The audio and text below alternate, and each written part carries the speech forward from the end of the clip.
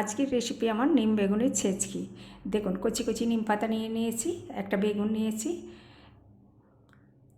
বসন্তকাল মানেই শরীরে আমাদের তিতোর প্রয়োজনটা বেশি বেড়ে যায়, এই সময় তিতো খাওয়াটা আমাদের স্বাস্থ্যের পক্ষে খুবই প্রয়োজন।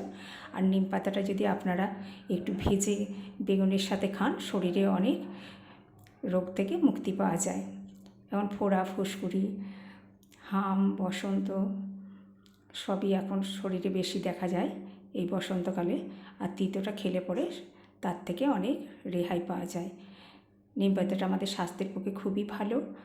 এবার আমি নিম পাতাগুলো জল ঝরিয়ে রেখে দিয়েছিলাম, আমি কচি কচিগুলো নিয়ে নিচ্ছি বেছে।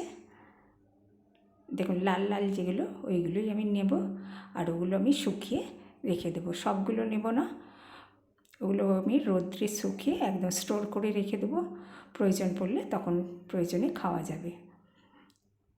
এই লাল লালগুলো বেশি তিতো হয় না। এবার আমি বেগুনটা বানিয়ে নিচ্ছি,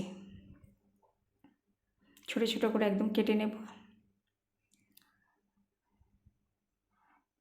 দেখুন এইভাবে বেগুনটা বানিয়ে নিতে হবে।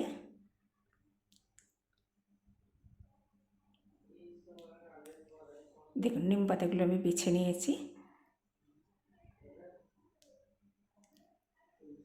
আমি একটা লঙ্কা দেব স্রেফ, একটা লঙ্কাকে 4টে ভাগ করে নেব। দেখুন 4 টুকরো করে নিয়েছি। এবার আমি কড়াইয়ে তেল দিয়ে দিচ্ছি। নিম পাতাটা দিয়ে দিচ্ছি।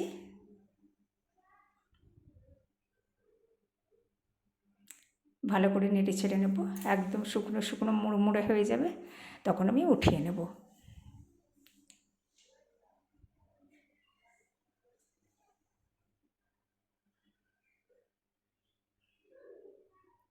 নিম পাতাটা আমাদের অনেক উপকারে আসে। অনেকে নিম হলুদ শরীরে মাখে বেটে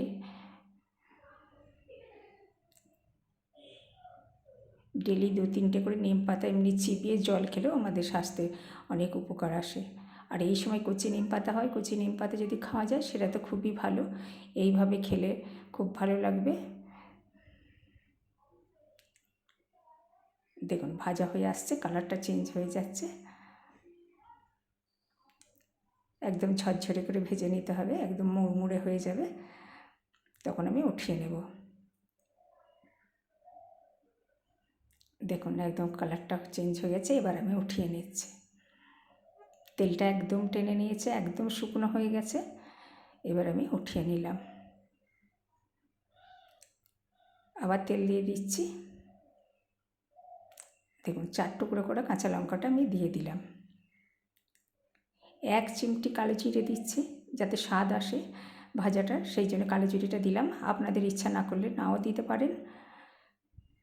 কাঁচা লঙ্কাটা আর কালো জিরেটা দিলে টেস্টটা একটু খুব সুন্দর আসে। এবার আমি টুকরো করা একটা আলু খুব ছোট্ট ছোটো করে বানিয়ে রেখেছিলাম, আলুটা দিয়ে দিচ্ছি। আপনারা আলু না চাইলে নাও দিতে পারেন।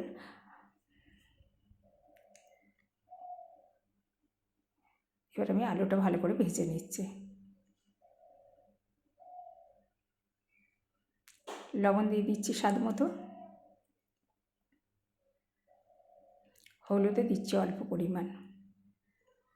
এবার ভালো করে মিক্সড করে নেব।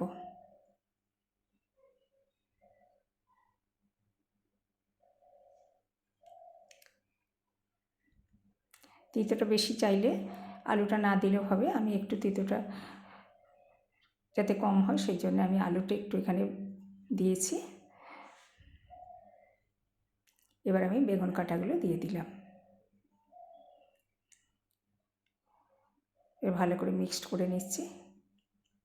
দেখুন ভাজা ভাজা হয়ে আসছে একদম। এবার ভেজে রাখা নিম পাতাগুলো দিয়ে দিলাম, দিয়ে ভালো করে নাড়াচাড়া করে নেব।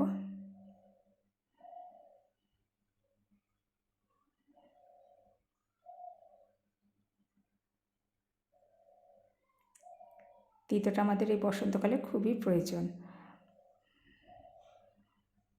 আর এখন গাছে কচি কচি নিম পাতা হয়েওছে, সহজেই পাওয়া যাবে, বাজারেও কিনতে পাওয়া যাবে নিম পাতা।